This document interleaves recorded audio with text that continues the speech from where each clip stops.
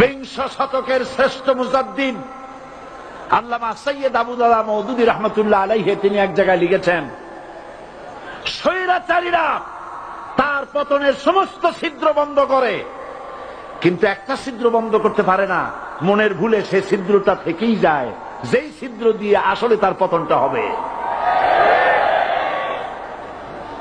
ক্ষমতায় গিয়ে মনে করে চিরকাল ক্ষমতায় থাকবো। ভারতের প্রধানমন্ত্রী পণ্ডিত জওয়াহরলাল নেহেরু রাঁচি পাগলাগারদে গিয়েছেন, মেন্টাল হসপিটাল।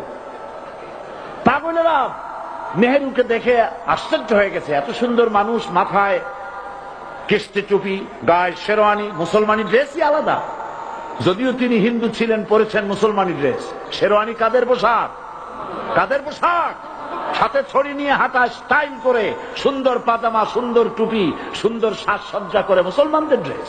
এই ড্রেস পরে তিনি গিয়েছেন, সবসময় যে ড্রেস তিনি পরতেন। পাগলেরা জিজ্ঞেস করছে, তুমি কে গো? উনি বলছেন, আমারে চেনো নাই? আমি ভারতের প্রধানমন্ত্রী পণ্ডিত জওয়াহরলাল নেহেরু। পাগলেরা বলছে, ও সেই কথা।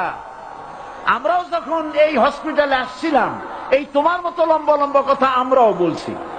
থাকো আমাদের সাথে কিছুদিন, তোমার মাথাও ঠান্ডা হয়ে যাবে। ক্ষমতায় যারা থাকে, ক্ষমতার মোহে চতুর্দিকে অন্ধকার দেখে, মনে করে আমার পতন আর হবে না। কিন্তু তোমাকে বুঝিবে যে গোকুলে বাড়ি শেষে। গাড়ির চাকা সব সময় উপরে থাকে না। গাড়ির চাকা সব সময় উপরে থাকলে গাড়ি তো চলবেই না। গাড়ির চাকা ঘোরে বলেই তো গাড়ি চলে। সুতরাং এই উপরে, তোমার চাকা উপরে এখন আছে বলে, তোমার দলের চাকা উপরে আছে বলে যারা মানুষের উপরে জুলুম করছো, আলেমদেরকে ধরতেছো, মুসল্লিদেরকে ধরে ধরে জেলে ঢুকাচ্ছ, সময় আসবে এমন ইন্দুরের গর্ত অপমানা পালাবার জন্য।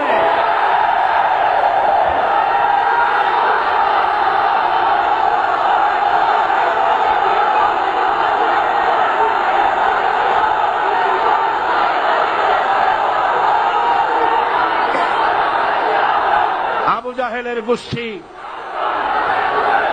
জাহেলের গোষ্ঠী মনে করেছে সোজা আঙ্গুলে ঘি যখন উঠল না, আঙ্গুল বাঁকা করতে হবে। শুরু হয়ে গেল অত্যাচার। শুরু হয়েছে না? হযরত সুমাইয়া রাদিয়াল্লাহু তাআলা আনহা কি নির্মম ভাবে, নিষ্ঠুর ভাবে তাকে শহীদ করা হলো।